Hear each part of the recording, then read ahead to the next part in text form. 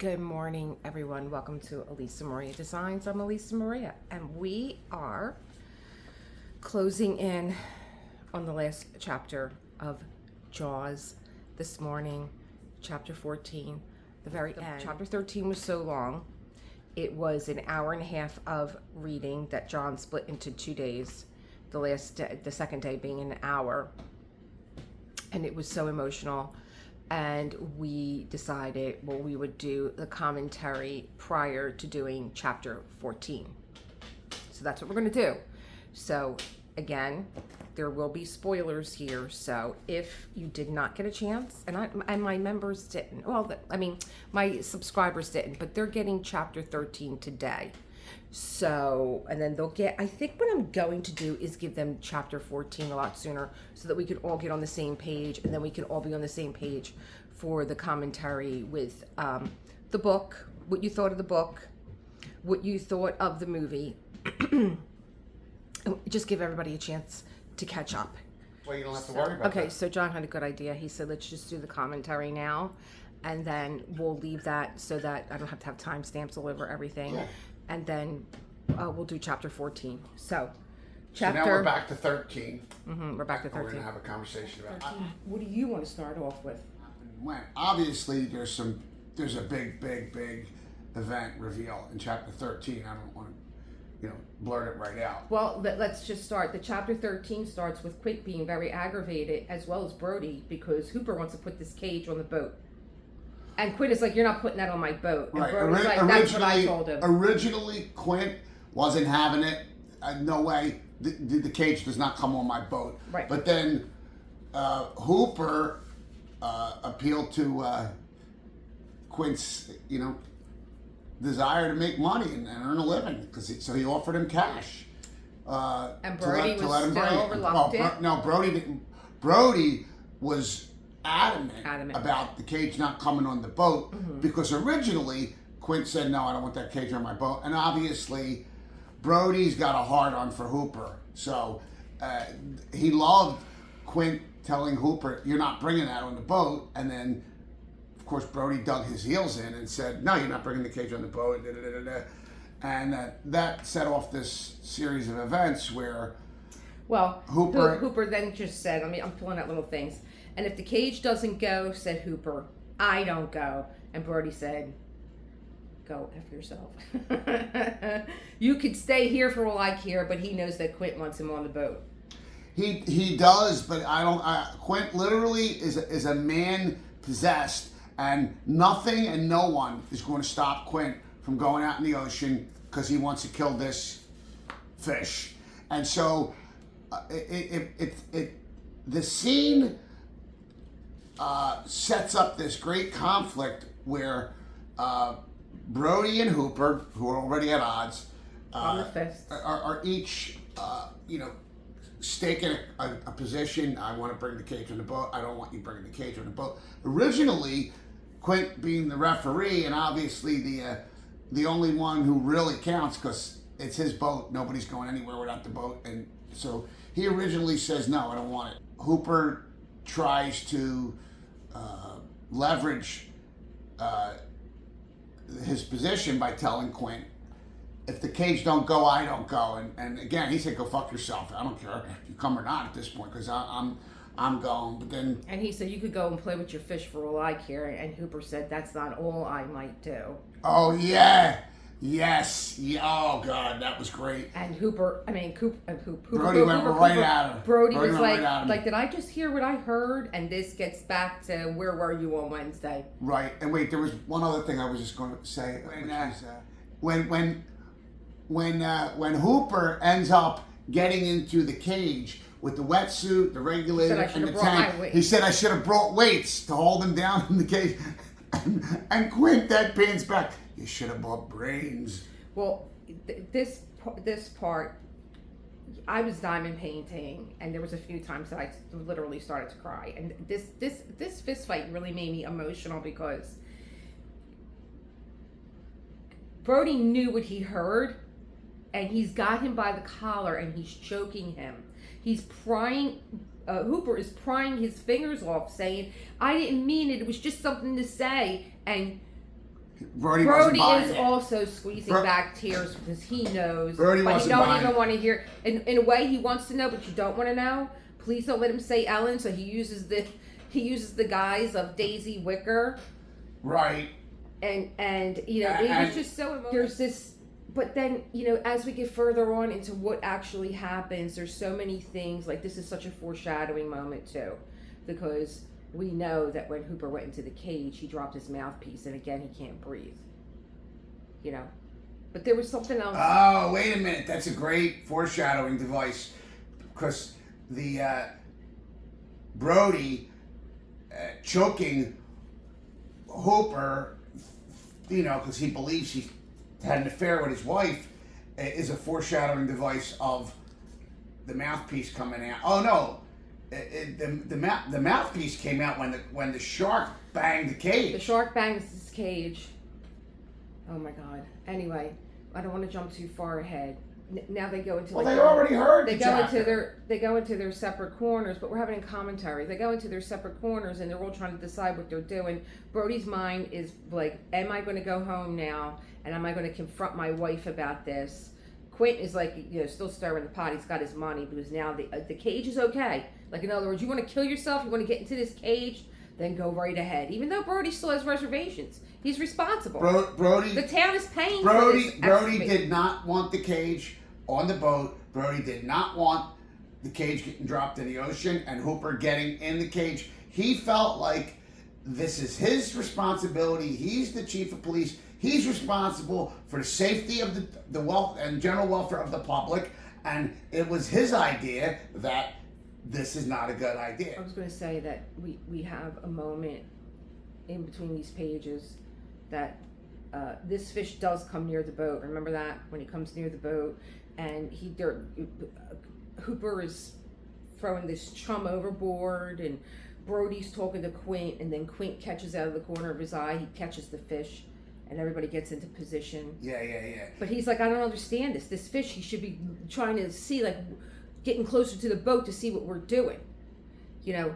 And like all this, like, I would be like, come on, now they're trying to make the shark a little bit of intelligent. So I decided to do my own research on great white sharks, and this is exactly their behavior. They come over, they pick their head up out of the boat, they look to see what you're doing on that boat. I actually shared a video with Jules and Lorraine, because Jules and Lorraine actually commented on this whole chapter, and I sent them like a minute. I said, you can't even believe what I found. It's like a minute. And, you know, there's these divers that they're looking at one shark, but then they spot a great white, and they're all suiting up. They can't wait to get into the cage to get a look at this shark that's like, it's like they're young. Like, and that's the other thing with Hooper. He's like, he's a man of science, right? With this, what he knows, what his career is, but yet he's also very, he's not careful. I think the real problem about trying to even discuss this stems from bad concepts, labels like smart or stupid, or see, my philosophy is the better terms, especially when you're talking about people, is rational or irrational. Okay, so that's a good term for one Hooper. second. He's irrational. One second. But there's also rational or irrational, but then there is good or evil, and they're actually equivalent. So the rational is the good, and the irrational is evil. Like that's a distinction that helps guide me as I walk through life, because I think most people don't really think too much about this stuff, but it's absolutely correct. I you know, I had this problem with now looking at the movie and picturing Richard Dreyfuss as Hooper, because I just think that he was miscast. I think that I could have seen someone so much younger, because he is a little what's the word that I'm looking for? Effeminate? He's an optimist. Like, he Oh. thinks he's going to get into this cage, and he's Listen. going to take pictures of this shark. Don't forget. And Quint looking at this cage saying, "You're not bringing that on my boat." Don't forget. Because if you think that you're getting, like, that's really what he didn't say. There's one reason to not bring it on the boat, but he didn't say, "Hey, Hooper, you're not getting in that cage and going down in the water. Or not on my boat." He said, "You're not bringing it on the boat." Benchley knew Amity, Martha's Vineyard, Long Island, all those shore towns very well. He's naive. I think he's irrational. Two different things. Okay, yeah, I said that is a good word for him. Well, that's why you have to use rational. And you have two grown men, you got an experienced fisherman that's just like, "Hey, you want to kill yourself? Go ahead. I don't care. Because you ain't coming up." And Quint literally called it, saying this moron is going to get in that cage and get in that water, and he ain't coming back up because that fish is going to. So I'm trying to do this piece by piece, and I was sitting here diamond painting. He sees a fly. A diamond painting the mermaid, and you probably heard the pen drop out of my hand because it fell on the canvas, and I just was that was it. My head started throbbing. I was hurting. I was crying. I had to go up and get tissues because here's what got me. I'm going to try and say it without crying. This is what I mean about being naive. Okay. He's getting ready to get in the cage, and what does he do? He runs back and gets the shark tooth to put it in his wetsuit. Now again, you can't be too listen to me. This is classic irrationalism. Again, that shark tooth, that's spiritual. That's spiritual mumbo jumbo. That haunted me because Brody saw him get it, and it was the same one that he gave Ellen. And I read into in between the lines of that one. Yeah, well, again, now, I don't think that Hooper was in love with Ellen. There was no love there, but it was like a closure. It was a great device used by the author, actually, to again join up Ellen, Hooper, and Brody. That triangle again. Even the fish's tooth is triangular too. So there's the triangle of Brody, his wife Ellen, and Matt Hooper, and that really just sealed it all up together. But again, using the rationally usable terms, rational or irrational, that's the height of irrationality. Thinking that thing is going to protect you from a 20,000 pound. That line haunted me. I was like, where's he going? A 6,000 pound, killing machine. And then to be inside of this thing, be inside this cage, and there was also again the fact that he couldn't breathe. He was in the cage, and you get a sense how much he loves being in the water because he's resenting the cage. He's resenting that he just can't flow freely in the environment that he loves. He could, but then he goes, "You know what? I know why I'm here." And then he starts to feel grateful. I'm here. I want to take photos of this great white shark. But again, there were these pauses of where, Brody's feeling, Hooper's feeling anxious and can't breathe. And then he sees this thing come out of the dark. At that point, I would have been pulling on both ropes. Let me up. Get me out of here. This thing is massive. He had a good idea how big it was. You had to know the strength that it had. You just remind me of Young Frankenstein. Remember Gene Wilder when he's in the room with the monster? And he's no matter what I say, no matter how I plead, do not open that door or you will undo my entire life's work. And then the scene when the monster wakes up and he's like, "Open the door, you sons of bitches!" But he's like I said, he's Billy Mumphrey. He's a cockeyed optimist. He's touching the shark. That's fair. He did touch the shark. And that's interesting too. That he's touching the animal that's about to kill him. And when the force of this fish, just his freaking tail, all he had to do was swat him with his tail. It would have been enough. But he rams the cage. He opens up the bars of the cage. His snout comes through with such force that it hits Hooper in the chest and knocks him backwards, and knocking off the mouthpiece. And I'm like, this is not going to end this way. It doesn't end this way. Doesn't end this way. It was a horrible, horrible, horrible death. It was horrible. Well, but again, I think kudos to Benchley. He very, very clearly underlined the consequences of acting irrationally. You lose your life. You die. You lose your life, you die. And then, like I told you guys, I've been watching, me and John went out to dinner. You can't say anything. Don't say any names or anything like that, okay? Just don't say why. Don't say it. What? I'm telling you. Well, I'm going right to heaven. Heaven I'm going. So are you... Don't say, listen to me. Don't say, it's 3 words. Don't say anything. We go out to dinner. We've been dying to go to Steak 38. This is where Frank Sinatra and Dean Martin, I took him for his birthday. Then we were like, oh, we got to go to happy hour. So we're waiting for happy hour to start. We're in the car. What am I doing? I'm watching shark videos.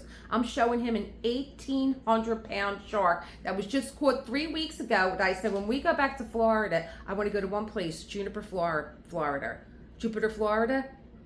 That's where they caught it at. I ain't going no more. No, I'm not going. 1,800 pounds. I'll be right in the water. I don't care. So now he gets out of the car. I get out of the car. The doors are getting ready to open. We're getting our thing valeted. And there's another couple in front of us. No, tell the story right. Alicia doesn't matter. I get out of the car. I'm watching a shark video, right? And these 2 people. Okay, so they walked in front of us. Big deal. Who cares? We're the 4 people in line. She was mad. I was like, let's go. No, because I thought that I was never there at happy hour. Don't tell me what I mean. I was never there at happy hour, and I thought that there was another door to go in privately.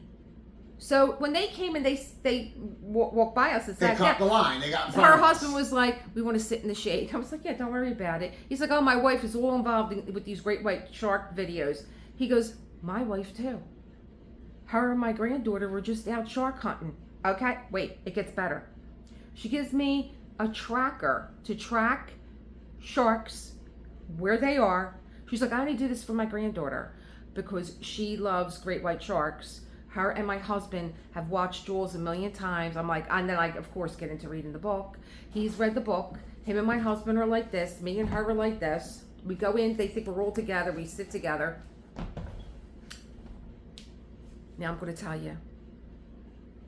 I wanted to interview her, but she couldn't do it. She wouldn't let you? She said I can't because of her license. Oh, yeah. But she took care of somebody on the set. And I'm going to tell you, it was either Hooper, Brody, or Quint. Yeah. She took care of them. She was their private nurse. So, like, this whole night was like these things happen to us all the time. Don't they? To be fair, she doesn't mean she took care of somebody on the set. She just means that she was their private nurse. Was a nurse to one of the actors. This didn't happen on the set of Jaws. We can't say who. We can't say who. Yes, we can. No, we can't. Because you weren't listening. You and him were busy kicking back old fashioned. Why can't you just disclose which actor it was? I can't. She said not to. Yeah, but there's no way to identify her or connect her to this. What do you think? A forensic... well, she's going to watch this. She messaged me yesterday because all right, my husband had a gig. Fine. And they showed up. And I couldn't go because my son showed up at the house with gout. Okay? It never ends. But these things happen to us all the time. They came to see me play last night, these 2 people. They came to see him play. And she said, Elisa, don't worry about getting here because the chef just had a seizure. I'm sorry.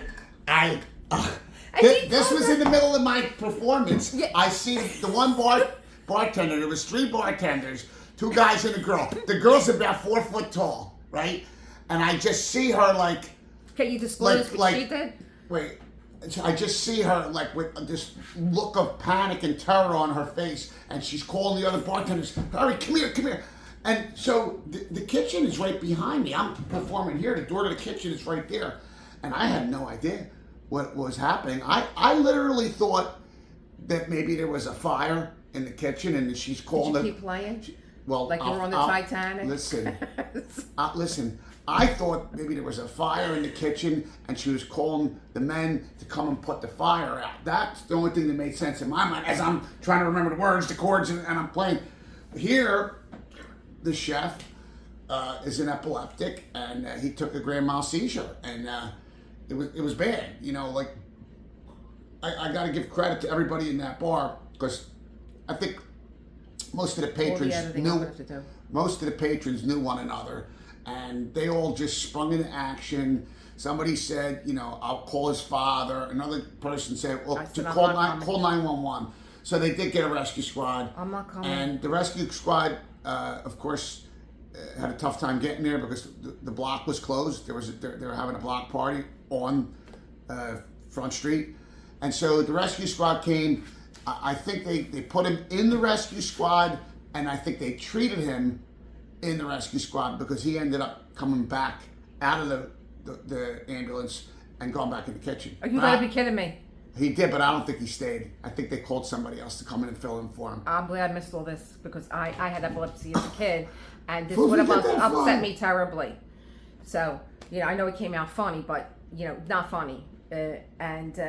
So Debbie was... So she was saying, don't bother Elise. She's like, I'm wiped out from last night. Let me tell you, I don't even know how. I don't know how. We went to Steak 38. We had cocktails.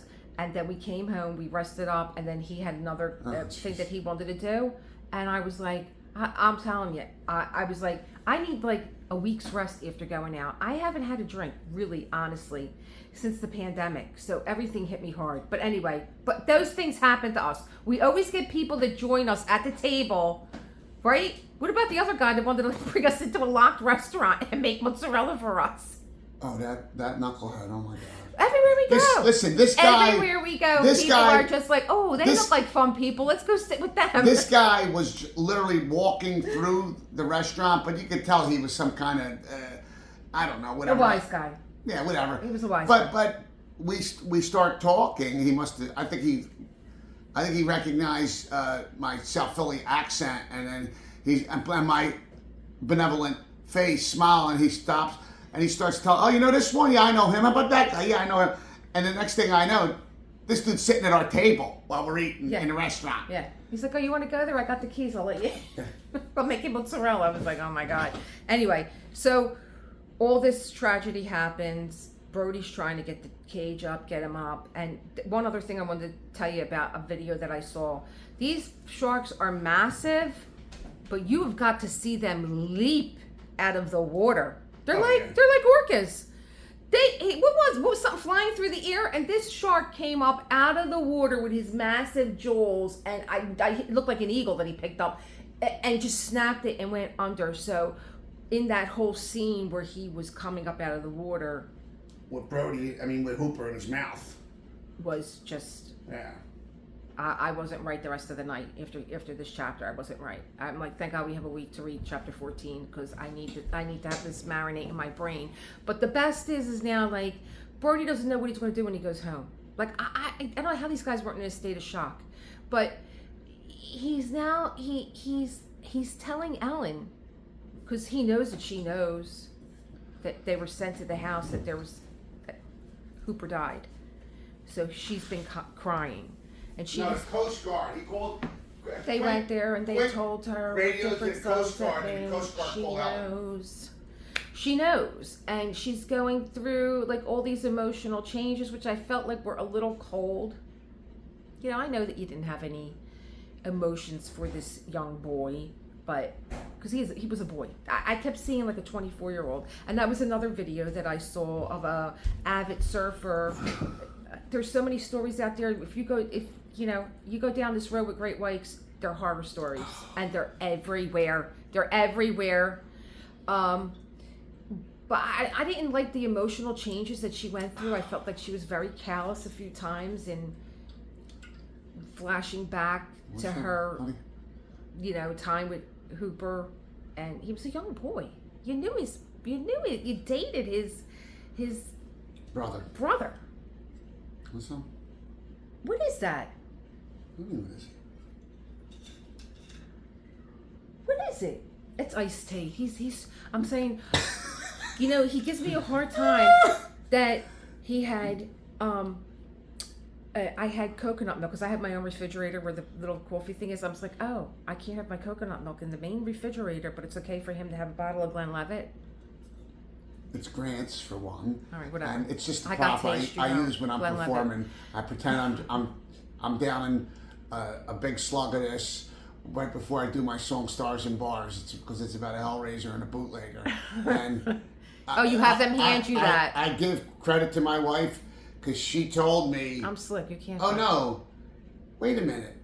Did you tell me apple juice was the best thing? No, you went with apple juice. Oh, okay. She told me iced tea's better, tea. and it really does look good. You can't tell. As a bartender, I think Long Island. Anyway, so I found it so strange too that Brody gets home and they get into an argument. Like your husband's home, he's before your eyes. He wasn't the one that was eating, and you're in an argument. Because she's still having feelings of guilt for cheating on her husband, and she's going to take it out on him. She's like, don't let somebody else go and do it. You're selfish to go on this boat and try and catch this fish. So here we are.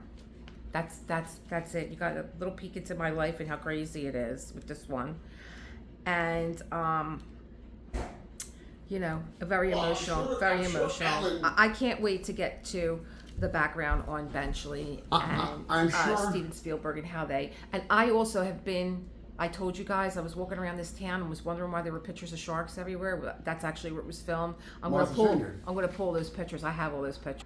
I'm sure Ellen was saddened to hear of Hooper's, her lover's, untimely demise. Her one night stand. I wouldn't even consider him a lover. Well, that's because you're irrational. He is, by definition, a lover. They made love.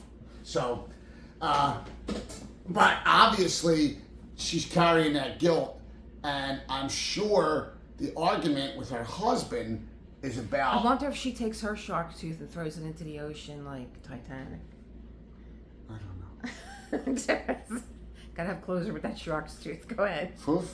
I'm saying, and then, you know, that's the undercurrent. That's her emotions. She's feeling guilt. She's feeling sadness.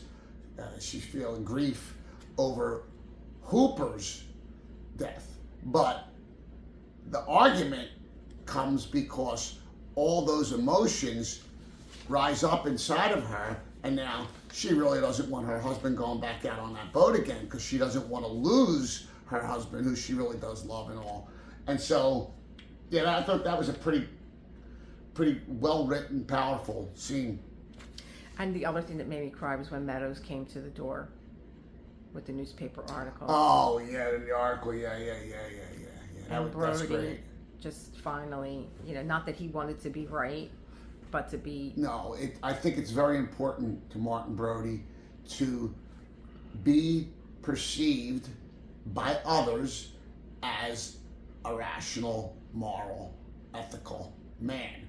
And he did not appear to be rational, moral, or ethical based on being chief of police and not closing the beaches. Now, the truth is, he did want to close the beaches. He got overridden by, you know, the council people and stuff like that. And I think Meadows acknowledging Martin Brody's ethics and morals, it was very, very important to Brody to be publicly vindicated. Because again, the public perception up until that point was, hey, this guy Martin Brody, he's chief of police. He didn't even close the beaches. He knew there was a killer, you know, shark getting at the residents of Amity. What kind of public servant is he?